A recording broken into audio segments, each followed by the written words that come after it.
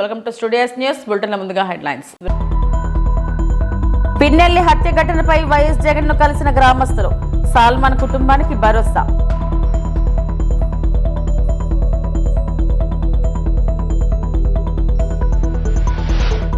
చట్టసభలకు హాజరు కాని ఎమ్మెల్యేలపై no work no pay అమలు చేయాలి, స్పీకర్ అయ్యన్న పాత్రుడు.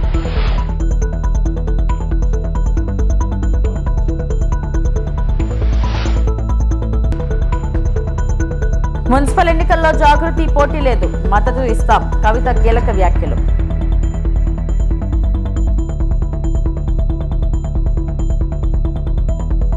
తిరుమల శ్రీవారిని దర్శించిన సినీ నటి ఖుష్బూ, నటుడు నవీన్ చంద్ర.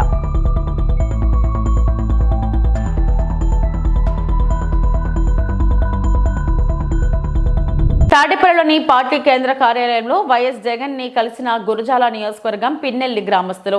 ఇటీవల గ్రామంలో టీడీపీ గుండాల చేతిలో దారుణ హత్యకు గురైన కార్యకర్త సాల్మన్ ఉదంతాన్ని వైఎస్ జగన్ మాజీ ఎమ్మెల్యే కాసు మహేష్ రెడ్డితో కలిసి వివరించిన గ్రామస్తులు.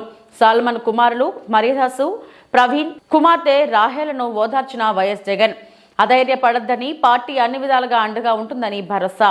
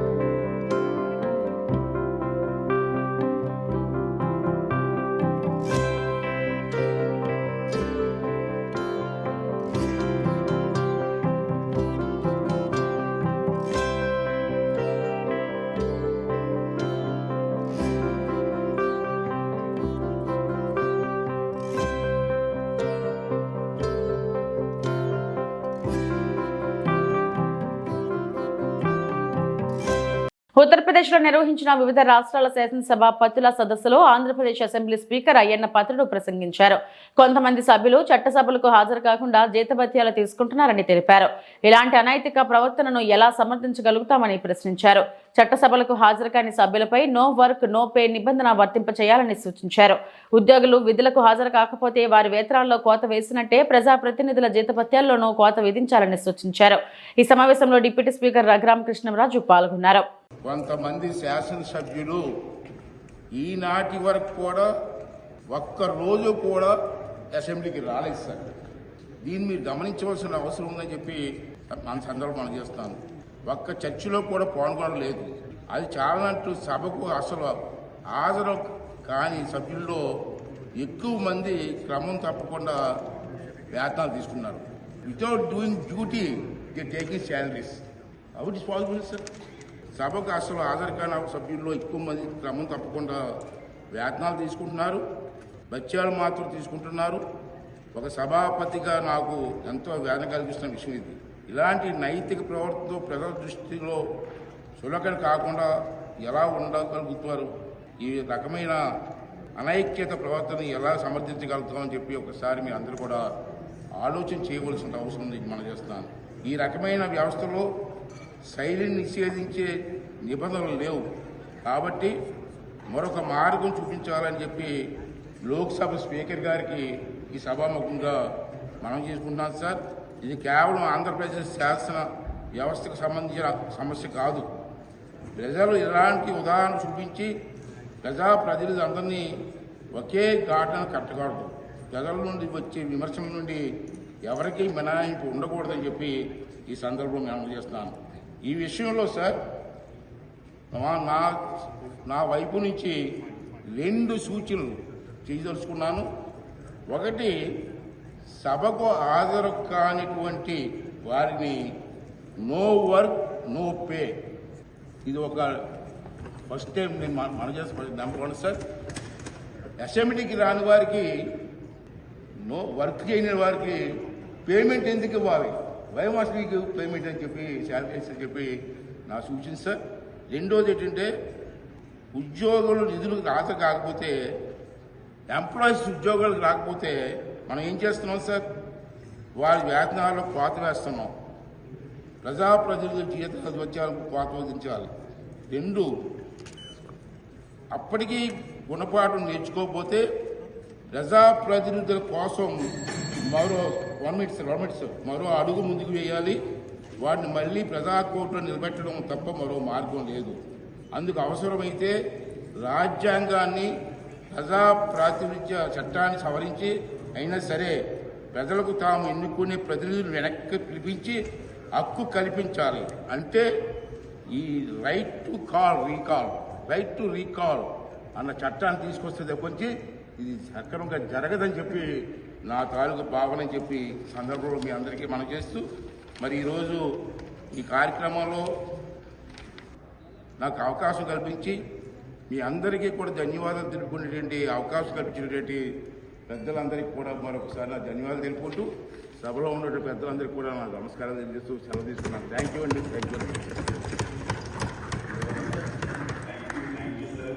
తిరుమల శ్రీవారిని సినీ నటి జాతీయ మహిళా కమిషన్ సభ్యురాలు ఖుష్బూ దర్శించుకున్నారు. బుధవారం వీఐపీ ప్రారంభ విరామ దర్శన సమయంలో ఆమె స్వామివారి సేవలో పాల్గొన్నారు. టీటీడీ అధికారులు ఆమెకు స్వాగతం పలికి దర్శన ఏర్పాట్లు చేశారు. అనంతరం రంగనాయకుల మండపంలో ఖుష్బూకి పండితులు ఆశీర్వచనం చేసి స్వామివారి తీర్థ ప్రసాదాలను అందజేశారు. ఈ రోజు యాక్చువల్లీ ఆయన పుట్టినరోజు, ఆయన రావడానికి కుదరలేదు, ఎందుకంటే ఒక చిన్న సర్జరీ జరిగింది ఆయనకి. సో ఆయన కోసం ప్రార్థన చేయడానికి ఇక్కడ వచ్చాం. సో చాలా సంతోషంగా ఉంది. తిరుపతి దేవస్థానం అయితే ఆయన పిలవాలి, ఆయన పిలిస్తే రావడానికి కుదురుతుంది. ఎందుకంటే చాలా సంవత్సరం తర్వాత నేను తిరుపతికి వస్తున్నాను. ట్రై చేసిన మధ్యలో కానీ షూటింగ్ జరిగింది, లేదంటే వేరేదో ఒక ప్రాబ్లం వచ్చింది. సో రాకపోయాను, కానీ ఇప్పుడు వచ్చాను. So I think it's God's blessing అంతే. ఇక్కడ తలకోనలో షూటింగ్ చేస్తున్నప్పుడు నాకు ఇవాళ షూటింగ్ గ్యాప్ వచ్చింది, దేవుడి సన్నిధికి వచ్చాను. సో చాలా సంతోషంగా ఉన్నాను. చాలా మంచి దర్శనం జరిగింది. అలాగే February 6th నా సినిమా హనీ రిలీజ్ అవుతుంది. సో దాని సందర్భంగా దేవుడి దగ్గర బ్లెస్సింగ్స్ తీసుకొని సినిమా అందరూ చూడాలి, ఎంజాయ్ చేయాలని కోరుకుంటున్నా. At the same time super దర్శనం జరిగిందండి. చాలా చాలా హ్యాపీగా ఉన్నా. మహిళలను కోటీశ్వరులుగా చేయడమే కాంగ్రెస్ ప్రభుత్వ ధ్యేయమని మెదక్ జిల్లా ఇన్ఛార్జ్ మంత్రి వివేక్ వెంకటస్వామి అన్నారు. మెదక్ జిల్లా నర్సాపూర్ వ్యవసాయ మార్కెట్లో మంగళవారం మహిళలకు వడ్డీ లేని రుణాలు, చెక్కులను పంపిణీ చేశారు. నర్సాపూర్ మున్సిపల్ పరిధిలో ఉన్న మహిళలకు ఇందిరమ్మ చీరల పంపిణీ చేశారు. ఈ సందర్భంగా మెదక్ జిల్లా ఇన్ఛార్జ్ మంత్రి వివేక్ వెంకటస్వామి మాట్లాడుతూ మహిళా సాధికారత కోసం కాంగ్రెస్ ప్రభుత్వం అనేక పథకాలను ప్రవేశపెడుతున్నారని అన్నారు. ప్రభుత్వం అందజేస్తున్న పథకాలను మహిళలు సద్వినియోగం చేసుకోవాలని ఆయన అన్నారు. కార్యక్రమంలో శాసనసభ్యులు సునీత లక్ష్మారెడ్డి, జిల్లా కలెక్టర్ రాహుల్ రాజ్, ఆయా శాఖల అధికారులు తదితరులు పాల్గొన్నారు. 9,46,721 రూపాయల చెక్కును అందుకోవడానికి మెదక్కు సంబంధించి మేడం ఏర్పాటు చేసిన టీం రెడీగా ఉండాలండి. జిల్లాకు సంబంధించిన టీం రెడీగా ఉండాలి. అస్మత్, జ్యోతి వరుస రావాలండి. చీరలు ఇచ్చుకున్నాం, స్వయం సహాయక సంఘాలకు వడ్డీ లేని రుణాలు ఇచ్చాం. ఇప్పుడు కూడా ఇక్కడ మరి పట్టణానికి సంబంధించి ఎన్నికలు వస్తా ఉన్నాయి కాబట్టి ఇక్కడ కూడా స్వయం సేవక సంఘాలకు వడ్డీ లేని రుణాలు ఇస్తా ఉన్నాం, మళ్ళీ చీరలు కూడా ఇచ్చుకుంటున్నాం. నా విజ్ఞప్తి ఒకటి ఏంటంటే 20 లక్షల రూపాయల వరకు వడ్డీ లేని రుణాలు ఇవ్వాల్సినటువంటి అవసరం ఉంది. ఖచ్చితంగా వడ్డీ లేని రుణాలు ఇవ్వాలా. మరి 2023-24 సంబంధించి డిసెంబర్ నుంచి మార్చ్ వరకు, అదేవిధంగా 2024 నుంచి 25 వరకు ఏప్రిల్ నుంచి మార్చ్ వరకు ఇవ్వడం జరుగుతోంది. ఇంకా ఒక్క సంవత్సరం వడ్డీ లేని రుణాలు బకాయింది, అవి కూడా తొందరగా ఇప్పించాలని మా సంఘాలలో ఉన్నటువంటి సభ్యులందరికీ కూడా నేను ఈ సందర్భంగా మంత్రి గారిని కోరుతా ఉన్నా. మనకి సంబంధించి కలెక్టర్ గారు కూడా నేను విజ్ఞప్తి విజ్ఞప్తి చేస్తా ఉన్నా. గతంలో ఏంటంటే ఇక్కడ 35 acres మనకి రెవెన్యూ ల్యాండ్, మా ఫారెస్ట్ నుంచి రెవెన్యూ ల్యాండ్ వచ్చింది. ఒక 5 acres ఏమో మనం డంపియానికి ఇచ్చినాం, 10 acres ఏమో మన పీజీ కాలేజ్కి ఇచ్చినాం, 5 acres స్టేడియంకి ఇచ్చినాం. స్టేడియంకి సంబంధించి 2,70,00,000 రూపాయలు శాంక్షన్ అయింది. కానీ టెండర్స్ నుంచి దాన్ని చేయాలంటే అక్కడ మనకి సైట్ హ్యాండ్ ఓవర్ చేయాల్సిన అవసరం. అదేవిధంగా మైనారిటీకి సంబంధించి 5 acres గ్రేవ్ యార్డ్ ఇక్కడ సరిపోలేదని అక్కడ కూడా ఇవ్వడం జరిగింది, అది కూడా పెండింగ్ ఉంది. మళ్ళీ అదేవిధంగా గతంలో ఉన్నప్పుడు మనకు కమ్యూనిటీ వర్క్స్ కూడా ఇంకా ఇవ్వడం జరిగింది. సో అవన్నీ కూడా ఇప్పించాల్సిందిగా మీ ద్వారా కోరుతా ఉన్నాను. ఎందుకంటే సైట్ హ్యాండ్ ఓవర్ మన చేతిలో ఉంది, కానీ వాటికి అలాట్ చేయాల్సిన అవసరం దాన్ని తొందరగా చేపిస్తే మరి గ్రేవ్ యార్డ్ కూడా చాలా ఇబ్బంది అవుతుంది. మనకు స్టేడియాన్ని కట్టుకోవడానికి 2,70,00,000 ఉన్నాయి, కానీ దాన్ని కట్టలేకపోతాను. దాన్ని కూడా చేయించాలని. ఆడిటోరియంలో కూడా ఏంటంటే గతంలో ఇక్కడ పెద్ద షెడ్ ఉండేది, ఆ షెడ్ ఉంటే దాన్ని తీసేసి దాంట్లో ఇండోర్ స్టేడియం గేమ్స్ ఆడుతూ ఉండేది, అది తీసేసిండ్రు. కాబట్టి దాన్ని కూడా మళ్ళీ అలౌట్ చేస్తే మరి ఒక నెల 2 అసలు నాకు కూడా నిన్ననే కలెక్టర్ గారు ఫోన్ చేశారు, మీరు వస్తారా సార్ అంటే నేను సరైన వస్తాను. నాకేమో 3 గంటలు ఇద్దరు అన్నారు, కానీ నాకు ఇక్కడ రావడానికి 4.5 గంటలు పట్టింది చెన్నూరు నుంచి. చాలా రష్ ఉండే ఇవాళ, ఎందుకో ఆల్రెడీ అని చాలామంది హైదరాబాద్ పోతున్నారట. తర్వాత మా దగ్గర కూడా చిన్నగా పంపిణీ కార్యక్రమం ఉండే, వడ్డీ లేని రుణాల ప్రోగ్రాం ఉండే. సో కొద్దిగా మహిళలు అక్కడ కొంచెం ఎక్కువ టైం తీసుకోవడం వల్ల అది లేట్ అయింది. కానీ మంచి కార్యక్రమం.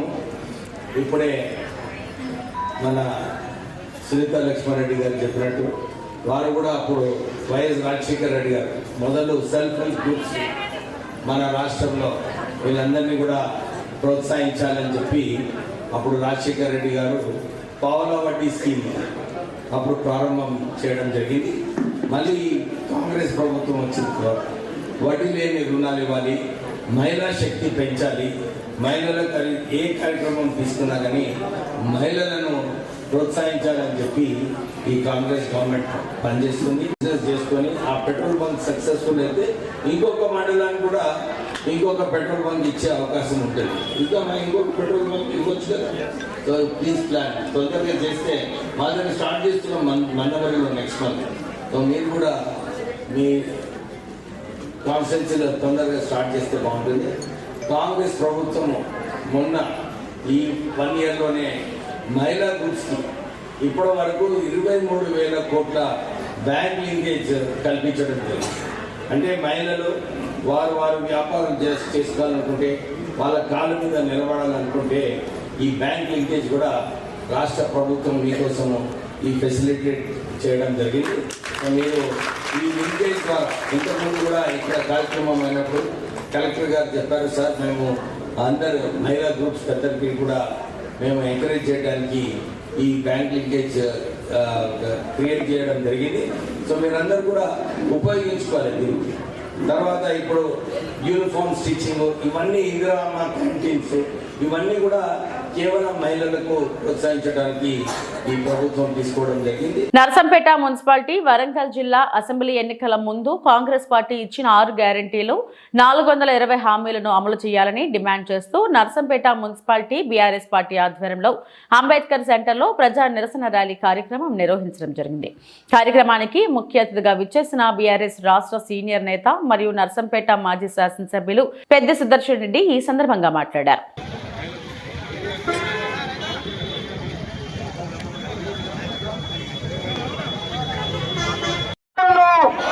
ఇంకో అవ్వతాతలకి ఇద్దరికి పెన్షన్లు, అవ్వతాతలకి ఇద్దరికి పెన్షన్లు పెంచాలి. 2,000 నుంచి 4,000 వరకు ఇస్తారన్న పెన్షన్లు 2,000 నుంచి. ఒకసారి ఈ ఎన్నికలు ఖచ్చితంగా ఈ 6 గ్యారంటీల మోసాలకు, కాంగ్రెస్ పార్టీ మొన్న ఇచ్చిన హామీలకు వ్యతిరేకంగా ప్రజలు తీర్పిచ్చేటువంటి ఎన్నిక. మీరందరూ కూడా మన నినాదం బీఆర్ఎస్ ఒకటే నినాదం. వాళ్ళకి అధికారం ఉన్నది, డబ్బు ఉన్నది, అరాచకం ఉన్నది, గుండాయిజం ఉన్నది. పోలీసులను అడ్డం పెట్టి తప్పుడు కేసులు పెడతారు. మొన్న కూడా ఒకడు ఏది పడితే అది మాట్లాడిన దాంట్లో ఏంటంటే ట్విస్ట్, అదొక ట్రాపు. దానికి మనం ఆవేశపడి కనుక ప్రతీకారంగా మాట్లాడితే అందరి మీద కేసులు పెట్టి లోపలికి దోసేటువంటి ఒక ప్రణాళికలో భాగంగా కాంగ్రెస్ పార్టీ ప్లాన్ చేసింది. ఇలా వాళ్ళకే సెల్ఫ్ గోల్ అయింది. వాళ్ళ పార్టీలే ఈ రకమైనటువంటి మాటలు, ఈ రకమైన గుండా మాటలు, విలువలు లేని మాటలు, అరాచకాలతోటి మనకు ఓట్లు పడే అని చెప్పి కాంగ్రెస్ వాళ్ళే ఓరుకోలు తిట్టుకుంటున్నారు. ఇలా బీఆర్ఎస్ గెలిచే వాతావరణం నర్సంపేటలో.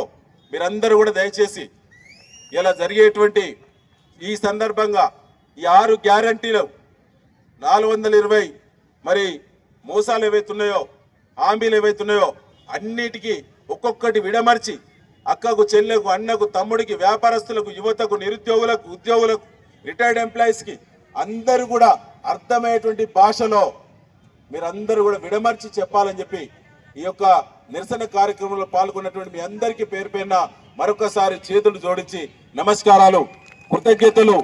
అందరు కూడా ఇన్ని నిధులు తెచ్చిండు కదా పెద్దన్న, అప్పుడే రోడ్లు ఎత్తే బాగుండని మన వాళ్ళు అన్నారట. నేను ఒక ఆన్సర్ చేస్తా. ఆనాడు 120 కిలోమీటర్ల పొడవు మిషన్ భగీరథ అర్బన్ ప్రాజెక్టు ప్రత్యేకంగా నర్సంపేట తెచ్చి కొత్తగా పైప్ లైన్ వేయించినాము. దానివల్ల రోడ్లు తవ్వాల్సి వచ్చింది. రోడ్లు తవ్వుతేనే కొత్త పైప్ లైన్ పడుతుంది.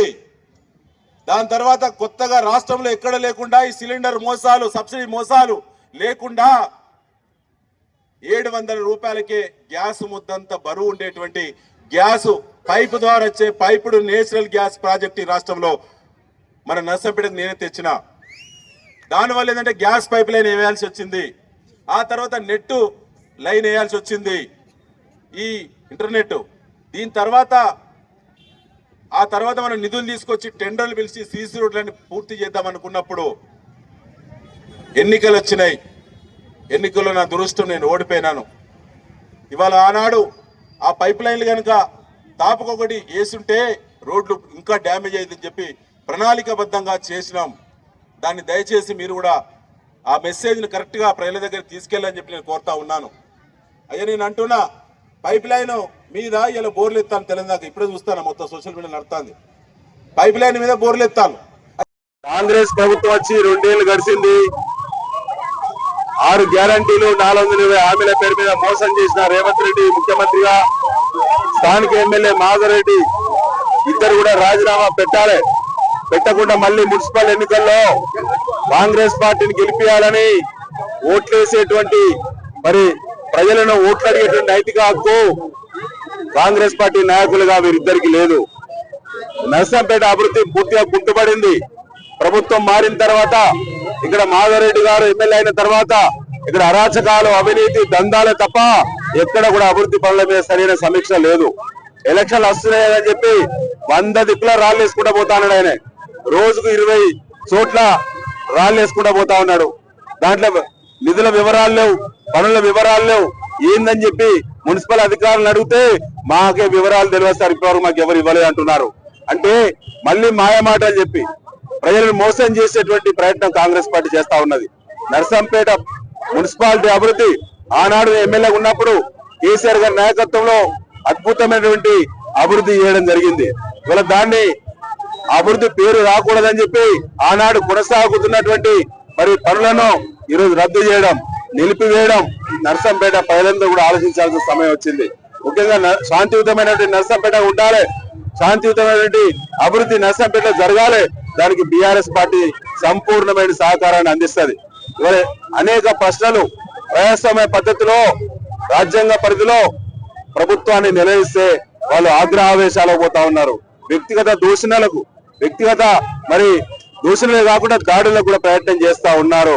తస్మాత్ జాగ్రత్త కాంగ్రెస్ నాయకులారా, మీరిప్పుడు దాడులు చేయొచ్చు కాక, కానీ ప్రభుత్వం ఎప్పటికీ మీదే ఉండదు.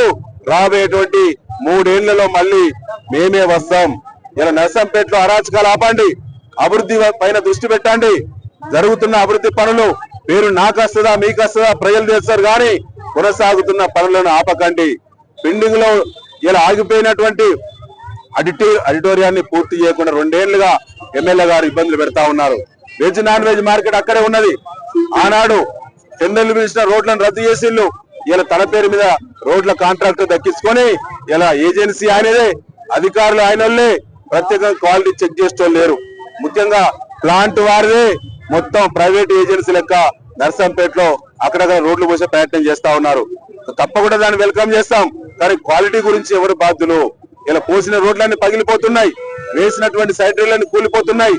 దానిపైన ఎక్కడ క్వాలిటీ చెక్ లేదు, ఉన్నతాధికారుల పర్యవేక్షణ లేదు.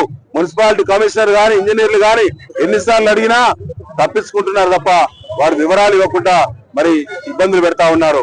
ఇవన్నీ కూడా సమీక్షించబడితే సమయం వచ్చినప్పుడు ఇవాళ జరిగేటువంటి మున్సిపాలిటీ ఎన్నికలను దృష్టిలో పెట్టుకునే కాంగ్రెస్ పార్టీ చేసేటువంటి నయా మోసానికి సరైనటువంటి బుద్ధి చెప్పాలని ప్రజలుగా అందరూ కూడా ఆలోచించాలని, ఇవాళ హామీలను నెరవేర్చే వరకు కాంగ్రెస్ పార్టీ తరఫున పోటీ చేసే అభ్యర్థులను నిలదీయాలని ఈ సందర్భంగా ఇలా నిరసన కార్యక్రమం పెట్టుకున్నాం. ర్యాలీగా చేస్తామని చెప్పి నిన్ననే లెటర్ ఇచ్చినాం. అదేవిధంగా చాలాను కట్టినాం. రూల్ ప్రకారంగా అన్ని ఇచ్చిన తర్వాత ఉన్నతాధికారులు ఎవరు బీఆర్ఎస్ నాయకుల ఫోన్ లిఫ్ట్ చేయడం లేదు, సమాధానం చెప్పడం లేదు. ఇలా ర్యాలీకి పెద్ద ఎత్తున ప్లాన్ చేసిన తర్వాత పోలీసు అధికారులు స్థానికంగా వచ్చి ఉన్నతాధికారులు మీ ర్యాలీని అనుమతులు ఇవ్వటం లేదని ఇప్పుడు గంట కింద వచ్చి చెప్పడం జరుగుతా ఉన్నది. అదే గ్రామాలకు ఫోన్ చేసి ర్యాలీ రద్దయింది, అనుమతులు లేవని చెప్పి చెప్తా ఉన్నారు పోలీసు వాళ్ళు. నేను అడుగుతున్న పోలీసు అధికారులారా, మీరు కాంగ్రెస్ పార్టీకి అనుబంధంగా పనిచేయడం అనేది మీరు ఇదే రకంగా కొనసాగితే మీరు ఖచ్చితంగా ఇబ్బందులు పడతారు. గతంలో ఈ విధంగా చేసిన వాళ్ళందరూ ఇబ్బందులు పడే పేర్లు వాళ్ళకు పనిష్మెంట్లు అయినాయి. మీరైనా జాగ్రత్తగా మీ డ్యూటీ మీరు చేయండి, ప్రజలను కాపాడండి. అన్ని పార్టీలకు హక్కులున్నాయి. ప్రతిపక్షంగా ర్యాలీ చేసే నిరసన హక్కు మాకున్నది. బీఆర్ఎస్ పార్టీ నక్సలైట్ పార్టీ కాదు, బీఆర్ఎస్ నిషేధిత పార్టీ కాదు. వీళ్ళ ముఖ్యమంత్రి మా గద్దెలు కూర్చోంటున్నాడు. ఇక్కడ మేము నిరసన ర్యాలీ హామీలను నెరవేర్చాలని చెప్పి నిరసన చేస్తామంటే పోలీసు అధికారులు అనుమతి ఇవ్వడం లేదంటే వాళ్ళకి ఎంత భయం ఉన్నదో. ఇలా మున్సిపల్ ఎన్నికలు సమీపిస్తుంటే కాంగ్రెస్ పార్టీ వాళ్లకు వణుకు పుడతా ఉన్నది. మా ప్రజలు రోడ్ల మీదకి వస్తే వాళ్ళు తట్టుకునేటువంటి పరిస్థితులు లేరు కాబట్టి ఇలా ర్యాలీని ఆటంకపరిచే ప్రయత్నం చేశారు. కొత్తగా పోలీస్ ఆఫీసర్లు వచ్చిళ్ళు కాబట్టి ఇవాళ మేము వారు ఇచ్చిన సూచనలు ఇవాళ మేము పాటించినాం. ఇది ఎప్పటికి ఉండదు. అణిచివేత అనేది ఎప్పుడు కూడా నిలబడదనే విషయాన్ని మరొకసారి గుర్తు చేస్తూ అందరికీ నమస్కారం. వరంగల్ జిల్లా నర్సంపేట పట్టణంలో ట్రాఫిక్, రోడ్డు భద్రత, హెల్మెట్, డ్రైవింగ్ లైసెన్స్ నియమాలపై విద్యార్థులతో తెలంగాణ అమరవీరుల స్తూపం నుండి అంబేద్కర్ సెంటర్ వరకు ర్యాలీలో ఎమ్మెల్యే దొంతి మాధవరెడ్డి మాట్లాడుతూ రోడ్డు భద్రతా వారోత్సవాల్లో భాగంగా ప్రజలకు అవగాహన సదస్సు నిర్వహించడంతో ప్రజలు ప్రమాదం బారిన పడకుండా జాగ్రత్తలు తీసుకోవాలని, రోడ్లపై యువత లైసెన్స్, హెల్మెట్, మద్యం తాగి వాహనాలు నడుపుతుంటే ప్రమాదాలు జరుగుతున్నాయని, రోడ్డుపై పలు జాగ్రత్తలు తీసుకోవాలని తెలియజేశారు. కార్యక్రమంలో ఏసీపీ రవీందర్ రెడ్డి, వరంగల్ జిల్లా రవాణా శాఖ సిఐ శోభన్ బాబు మరియు సిఐలు, ఎస్ఐలు, విద్యాసంస్థల డైరెక్టర్లు, విద్యార్థులు పాల్గొన్నారు.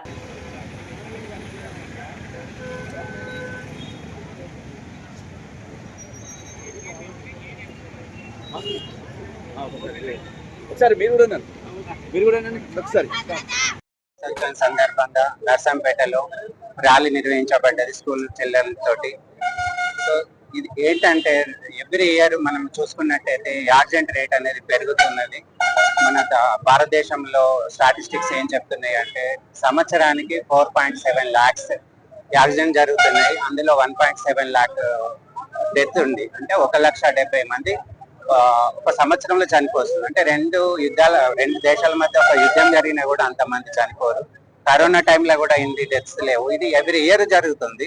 సో దీన్ని తగ్గించాలనే ఉద్దేశంతో ప్రభుత్వం దీన్ని ప్రజలలోకి విస్తృతంగా తీసుకెళ్లాలనే ఉద్దేశంతో ఈ మాసోత్సవం అనేది కార్యక్రమాలు మాకు నిర్వహించమని చెప్పేసి ఆదేశాలు ఉన్నవి. ఎందుకు అని అంటే ప్రజలకు అన్ని తెలిసి పాటించనందువలన ఈ యాక్సిడెంట్ జరుగుతున్నాయి అని తెలుసు. అందరికీ తెలిసిన విషయమే ఏంటంటే అందరూ రోడ్డు యూజర్లే. ఈ రోడ్డు పైన ఎలా బాధ్యతగా వహించి వాహనాలు నడిపి తమ కానీ ఎదుటి వాళ్ళకు కూడా నష్టం జరగకుండా కానీ ట్రాఫిక్ రూల్స్ పాటించేసి అందరూ కూడా 2-wheeler డ్రైవ్ చేసేటప్పుడు హెల్మెట్ పెట్టుకోవడము, కార్ డ్రైవ్ చేసేటప్పుడు సీట్ బెల్ట్ పెట్టుకోవడం కానీ. ఈ మధ్య చూసినట్టుంటే మేము చూసే యాక్సిడెంట్లలో 60% వితౌట్ హెల్మెట్ యాక్సిడెంట్లే డెత్సే ఉంటున్నాయి. సో హెల్మెట్ లేనందువలన ప్రాణాలు పోయే కావచ్చు. మద్యం సేవించే వాహనాలు నడుపుట్లా కూడా యాక్సిడెంట్ జరగడం తోటి డెత్ అయిన సంఘటనలే జరగచ్చు. ఇవన్నీ కూడా అందరూ ప్రతి పౌరులు కూడా మా బాధ్యతగా ఇది మేము ట్రాఫిక్ రూల్స్ పాటించాలి అని తెలుసుకొని అవి ట్రాఫిక్ రూల్స్ అందరూ పాటిస్తే రోడ్ యాక్సిడెంట్ అనేది తగ్గిపోతుంది. మా డిపార్ట్మెంట్, ట్రాన్స్పోర్ట్ డిపార్ట్మెంటే కాక పోలీస్ డిపార్ట్మెంట్, ట్రాఫిక్ డిపార్ట్మెంట్, వివిధ ఏజెన్సీస్, ఇంకా వేరే డిపార్ట్మెంట్ కూడా అందరు కూడా దీన్ని ఒక ప్రతిష్టాత్మకంగా తీసుకొని కార్యక్రమాలను ముందుకు తీసుకెళ్తున్నాము. ప్రజలు కానీ మీడియా కానీ మీడియా ద్వారా కూడా మీ అందరికి విజ్ఞప్తి చేసేది ఏంటంటే ఈ ప్రోగ్రామ్స్ అనేది అవేర్నెస్ గురించి ఎక్కువగా మీరు పబ్లిసిటీ చేసి ప్రజల్లో మార్పు రావాలని మీరు చాలా అంటే మాకంటే ఎక్కువ మీ పైన బాధ్యత ఉంటుంది. మీరందరు ప్రజలకు తీసుకెళ్తారని ఆశిస్తున్నాను. Thank you. పార్వతీపురం మన్యం జిల్లా పాలకొండ మండలం ఎల్లల్పురం గ్రామంలో పండుగ ముందు ధాన్యం ఆడించి అధికారులను సంప్రదించినప్పటికీ నేటికి ఎక్కడి ధాన్యం అక్కడే పొలాలలో నాట్లు వేసి దర్శనమిస్తున్నాయని, ఇంతకన్నా నిదర్శనం ఇంకేం ఉంటుందని క్షేత్రస్థాయిలో రిపోర్టర్ల ఆధారంగా రైతులకు న్యాయం చేయవలసిన జిల్లా రెవెన్యూ యంత్రాంగం మిల్లర్లకు వంత పాడుతుందని, రైతు పక్షాన మాట్లాడే రైతులను బ్రోకర్ల పేరు పెట్టి మిల్లర్ చెప్పిన మాటలు అధికారుల నోటి నుండి రావడం ఎంతవరకు సమంజసమని తక్షణమే గౌరవ జిల్లా collector, joint collector, sub collector మరియు సివిల్ సప్లై జిల్లా మేనేజర్లు వైఖరి సరికాదని ఆయన తెలిపారు. జిల్లా సీనియర్ అయినటువంటి నాయకుడును ఏపీ ఆంధ్రప్రదేశ్ రైతు సంఘం తరపున ఈరోజు ఈ ఎల్లల్పురం గ్రామంలో సుమారుగా 700 ఎకరాల భూమి, ఆ భూమికి తాలూకా ధాన్యాలు ఒక్క గింజ కూడా వెళ్ళడం లేదు. ప్రభుత్వానికి ఎన్నిసార్లు విన్నవించుకున్నా ప్రభుత్వం పట్టించుకోవడం లేదు. ఏమైనా రైతులు ఒక 3-4 రైతులు కానీ వెళ్ళినట్టయితే ధాన్యం తీసుకొని వెళ్తే వాళ్ళ దళారులని మిల్లర్స్ అంటే ప్రభుత్వం కూడా నిన్న కలెక్టర్ గారు అదే మాట అన్నారు. కలెక్టర్ గారు అదే మాట అన్నారు, ఈ దళారు అని చెప్పేసి. అది ఎంత సిగ్గుచేటు. రైతే రాజు అని ఒక ప్రభుత్వం వస్తుంది, రైతే రాజు అని చెప్పడమే కానీ రైతుని బండించేస్తారు ఈ ప్రభుత్వ యంత్రాంగం అంతా. ఈ ధాన్యాన్ని మొత్తం క్షేత్రస్థాయిలో కొనాలని మేము రైతు సంఘం తరపున మేము డిమాండ్ చేస్తాము. అది జరగని యెడల విపరీతమైన పోరాటాలు చేస్తాం, ధర్నాలు, నిరాహార దీక్షలు అన్నీ కూడా చేస్తాం. ప్రభుత్వం కానీ కొనుగోలు చేసి ఈ 10 రోజుల్లో కొనుగోలు చేసిందా సరే, లేకపోతే అది ప్రభుత్వమే మూల్యం చెల్లించుకోవడం తప్పదు. రైతులు ఆక్రందనలతో ఉన్నారు, మంచి కోపం మీద ఉన్నారు కనుక యంత్రాంగం క్షేత్రస్థాయిలో రావాలి, వచ్చి కొనుగోలు చేయాలని చెప్పి రైతు సంఘం తరపున మేము డిమాండ్ చేస్తాము. అదే మా మీడియా ద్వారా ఆ సమాచారాన్ని అందిస్తారని వీళ్ళకి వినయపూర్వకంగా కోరుతున్నాం. ఆంధ్రప్రదేశ్ విద్యుత్ సంస్థలో 10 నుంచి 15 ఏళ్లుగా పనిచేస్తున్న మీటర్ రీడర్లకు ఉద్యోగ భద్రత కల్పించి నెలవారీ వేతనాలు అమలు చేయాలని ఏఐటీఈసీ నాయకులు డిమాండ్ చేశారు. పలుమార్లు ప్రజాప్రతినిధులను కలిసినా కూటమి ప్రభుత్వం ఏర్పడి 18 నెలలు గడిచినా తమ సమస్యలు పరిష్కారం కాలేదని ఆవేదన వ్యక్తం చేశారు. అర్హత కలిగిన మీటర్ రీడర్లను షిఫ్ట్ ఆపరేటర్లు, వాచ్ అండ్ వార్డ్ కంప్యూటర్ ఆపరేటర్లు, అటెండర్లు, డ్రైవర్లుగా నియమించాలని కోరారు. అలాగే ప్రతి డివిజన్, సబ్ డివిజన్ పరిధిలో బ్రేక్ డౌన్ గ్యాంగ్లను ఏర్పాటు చేసి నిరంతర విద్యుత్ సరఫరా నిర్వహించాలన్నారు. మీటర్ మార్పిడి, డీలిస్ట్ పనుల్లోనూ మీటర్ రీడర్లకు అవకాశం కల్పించాలని విజ్ఞప్తి చేశారు. శ్రీకాకుళం జిల్లా మీటర్ రీడర్ అధ్యక్షుడు అండి. నా పేరు ఓంకర్, మాది పలాస డివిజను. మేము గత 20 సంవత్సరాల నుండి ఇదే ఫీల్డ్లో పనిచేస్తున్నాము, పీసీ రేట్ వర్కర్లుగా పనిచేస్తున్నాము. ఈ డిపార్ట్మెంట్లో పనిచేస్తే ఏదైనా సరే మాకు ఉపాధి ఉంటుందని చెప్పేసి ఇన్నాళ్ళు పనిచేసి చాలాసార్లు ఆఫీసుల చుట్టూ తిరుగుతూ, అధికారుల చుట్టూ తిరుగుతూ కాలయాపన జరిగిందే తప్ప మాకు ఎటువంటి ఉద్యోగ భద్రత అనేది కల్పించలేదు. గౌరవ సిఎస్ గారు మాకు ఉపాధి అంటే ఉద్యోగ భద్రత కల్పిస్తామని చెప్పడం అయితే జరిగింది, హామీ ఇచ్చారు. కానీ ఇప్పటి వరకు కూడా మాకు అది కార్యాచరణ అనేది జరగలేదు. కాబట్టి మేము ఇప్పుడు ఆందోళన చేస్తున్నాము. ఈ ఆందోళన కనుక మీరు దీని మీద ఏదైనా కనుక మీరు మాకు భరోసా కలిగించినట్లయితే ఇది ఎక్కడితో ముగుస్తుంది, లేదంటే ఈ ఆందోళన అనేది తీవ్ర రూపం దాల్చే అవకాశం ఉంటుంది. నెక్స్ట్ మంత్ 2వ తేదీన విజయవాడలో భారీ ఎత్తున ధర్నా జరిగే అవకాశం అయితే ఉంటుంది. ఇది ఎంత దూరమైనా వెళ్ళే పరిస్థితి అయితే ఉంటుంది. దయచేసి ప్రభుత్వాన్ని కానీ, సిఎస్ గారిని కానీ, లేకపోతే డిపార్ట్మెంట్ వారిని కోరుకుంది మా యొక్క బాధలను మీరు గమనించి మాకు ఉద్యోగ భద్రత కల్పిస్తారని అందరికీ ఒకసారి కోరుకుంటున్నాను. అయ్యా ప్రజాప్రతినిధులారా, అధికారులారా, కొంచెం పేదవాడి ఆరోగ్యానికి దారి చూపండి. అయ్యా కార్పొరేట్ హాస్పిటల్ వైద్యం దేవుడు ఎరుక. కనీసం శ్రీకాళహస్తి నుంచి ఆ కార్పొరేట్ వైద్యానికి వెళ్లాల్సిన మార్గమైన ఈ 2 కిలోమీటర్ల దారైనా సరిచేయండి అయ్యా. అన్నిటికీ ప్రత్యామ్నాయ మార్గం ఈ మార్గం. ధర్మరాజులు తిరణాలు కాడ నుండి మహాశివరాత్రి బ్రహ్మోత్సవాలు మరియు 4 మాడవీధుల్లో ప్రజాప్రతినిధుల ర్యాలీలు, ఆర్టీసీ వాహనాలకు మరియు ప్రైవేట్ వాహనాలకు అన్నిటికీ ట్రాఫిక్ ను మళ్లించే ప్రత్యామ్నాయ మార్గం ఇది ఒక్కటే. అత్యంత ముఖ్యమైన అంబులెన్స్ దారి. చిన్నపాటి ఆరోగ్య సమస్య వచ్చినా, పెద్దపాటి ఆరోగ్య సమస్య వచ్చినా తిరుపతికి రిఫర్ చేయడం సర్వసహజంగా రోజురోజుకి పెరుగుతున్న రిఫరల్ల పర్వం. కానీ ఆ గమ్యస్థానం చేరేలోపు ప్రాణాలు గాలిలో కలిసిపోతున్నాయి. ఇప్పటికైనా ప్రజాప్రతినిధులు, అధికారులు ఈ 2 కిలోమీటర్లైనా దారి వేయండి అయ్యా అని వేడుకుంటున్నారు రోగులు మరియు పుర ప్రజలు.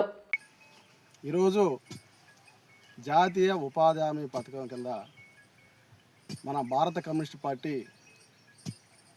ప్రతిసారి జిల్లా ఆఫీసుల్లో కానీ రాష్ట్ర కమిటీల్లో కానీ ప్రస్తావిస్తూనే ఉన్నారు. ఈరోజు చూస్తే ఇక్కడ శ్రీకాళహస్తి పట్టణం వేడాయం పంచాయతీ, శ్రీకాళహస్తి మండలం వేడాయం పంచాయతీ సంబంధించి ఇక్కడ వర్క్ జరుగుతూ ఉంది, ఉపాధి హామీ వర్క్ జరుగుతూ ఉంది. దీంట్లో భాగంగా ఇక్కడికి వస్తే వీళ్ళకి సంబంధించి మంచినీళ్ళ సౌకర్యం లేదు, టెంట్ లేదు. ఈ అడవిలో పనిచేస్తున్నటువంటి ఏదైనా పురుగు పుట్ర పాము, ఒక నిమిషం, పాము గేమో ఏదైనా వచ్చి తేలుగుట్టి ఏదైనా జరిగితే రెస్పాన్సిబిలిటీ ఎవరు? నాకైతే అర్థం కావడం లేదు. దీనిని భారత కమ్యూనిస్ట్ పార్టీగా నేను పూర్తిగా డిమాండ్ చేస్తా ఉన్నాను. రాబోయే రోజుల్లో ఉపాధి హామీ కూలీలతో మండల ఆఫీసుల దగ్గర, కలెక్టర్ ఆఫీస్ దగ్గర ధర్నా చేయడానికి కూడా మేము సిద్ధంగా ఉన్నాం. దయచేసి వీళ్ళకి కనీసం నీళ్ళు సౌకర్యం కూడా లేదు. అడిగితే మీరు తెచ్చుకోండి. ఇప్పుడు గ్రామానికి నుంచి దగ్గర 2 కిలోమీటర్ దూరంలో పనిచేస్తాను ఇక్కడ. ఈ 2 కిలోమీటర్ దూరంలో ఎలా రావాలా? వెహికల్ ఖర్చు ఉంది, ఆటో ఖర్చు ఉంది. ఆటోలో పెట్టుకుని తీసుకొచ్చి వదలాలా? అలా లేకుండా వీళ్ళు నడిచి వస్తారు. మేము పెట్టుకునేదంట డబ్బులు. చూడండి, మీరు వింటున్నారు పక్కనే. అక్కడి నుంచి వీళ్ళు నడుచుకుంటూ వచ్చి వాళ్ళ నీళ్ళు తెచ్చుకొని గబక్కన తేలు కొడుతుంది, పాము గరుస్తుంది. వాళ్ళ జీవితాలు ఏమవుతాయి? వాళ్ళ కుటుంబాలు వీళ్ళు ఏమైనా కాపాడతారా? గవర్నమెంట్ ఏదైతే ఇచ్చిందో, రాష్ట్ర ప్రభుత్వం, కేంద్ర ప్రభుత్వం ఇచ్చిందో అవన్నీ అమలు చేయాలి కదా. అమలు చేయాలా? లేదు, చేయట్లేదు. ఫీల్డ్ అసిస్టెంట్ కానీ దానిపైన ఉండే వాళ్ళు కానీ ఎవరు రెస్పాండ్గా తీసుకోవట్లేదు. భారత కమ్యూనిస్ట్ పార్టీ మాత్రం సీరియస్గా తీసుకుంటా ఉంది. రాబోయే రోజుల్లో నెక్స్ట్ మంత్ 2-3 తేదీల నుంచి స్టార్ట్ అవుతుంది. రాష్ట్ర వ్యాప్తంగా ఈ యొక్క ఉపాధి హామీ పథకం మీద సీరియస్గా కలెక్టర్ ఆఫీసుల దగ్గర, ఎంపీడీ ఆఫీసుల దగ్గర ధర్నాలు నిర్వహిస్తున్నాం. ఇప్పుడు వీళ్ళకి జరిగి దగ్గరగా 4 నెలల నుంచి ఇప్పుడు పడడం లేదు అమౌంట్. 10 మంది, ఒక కుటుంబంలో 10 మంది ఉంటే 10 మందిలో ఒకరికే జాబ్ కార్డు ఇవ్వడం, లేదా 5 మంది ఉంటే ఒకరికే జాబ్ కార్డు ఇవ్వడం, ఇది కరెక్ట్ కాదని భారత కమ్యూనిస్ట్ పార్టీగా డిమాండ్ చేస్తున్నాం. వీళ్ళకి రావాల్సిన అమౌంట్ వెంటనే రాబోయే రోజుల్లో 1 వారం 10 రోజుల్లోనే వీళ్ళందరికీ కూడా చేసిన వర్క్కి అమౌంట్ కూడా రావట్లేదు. ఒక 150, 100 ఒక రోజుకి. అంటే తెల్లారి 7 గంటలకు వచ్చి 12 గంటల దాకా పనిచేస్తే ఒక వారం పనిచేస్తే, మీరు వింటున్నారు పక్కనే, వారం పనిచేస్తే 500. ఒక వ్యక్తికి బయట వెళ్ళి పనిచేస్తే నాటుదానికి కానీ కలుపు తీసానికి వెళ్తే ఒక రోజుకి 500 నుంచి 700 రూపాయలు ఇస్తున్నారు. ఇదే విధంగా ఈ వర్క్ని ఆపేసి రైతాంగానికి కలుపులు తీయడం, నాటులు తీయడం, గిన్నెవరలు తీయడం కన్నా చేయగలిగితే వాళ్ళు హ్యాపీగా, రైతులు ఫీల్ అవుతారు, హ్యాపీగా ఇక్కడ వీళ్ళు ఫీల్ అవుతారు. ఇవి ఇప్పటివరకు నా బులెటిన్ అప్డేట్స్. నమస్తే.